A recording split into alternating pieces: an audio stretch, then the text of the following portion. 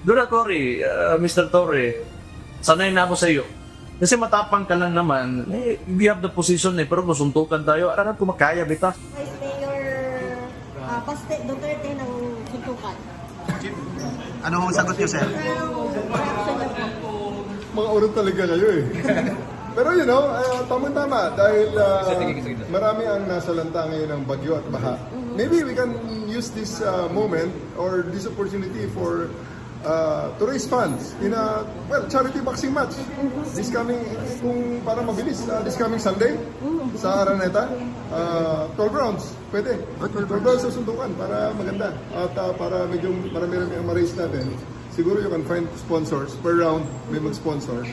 So let's place their merchandise before each round. So 12 rounds para medyo marami-rami ang sponsor, marami tayong mai-raise na pondo. Sir, can you give us a background? Tagamang ba siya? Paano ba yung nangyari?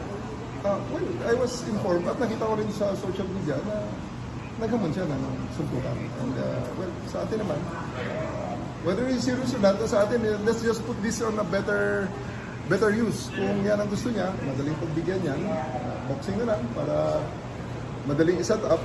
At gawin natin this coming Sunday, 9 o'clock. I'll be there in Araneta. I'll ask Araneta to set up a boxing ring. Hopefully, they will oblige. Kung wala naman, di maghanap tayo ng kung saan gym ang gusto niya. Kami napatulan, I just see this as an opportunity para makatulong sa ating mga kababayan. Kaya nga, sigurado maraming sponsor nito and everything that, all the proceeds that we'll raise, we'll donate to charity. I'll donate to charity kung ano man ang yung part ko rito.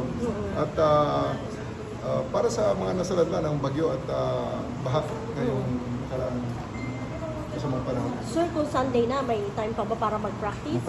Hindi naman kailangan, sa tingin ko naman, charity boxing match, kung magkasakiran, konti lang yan.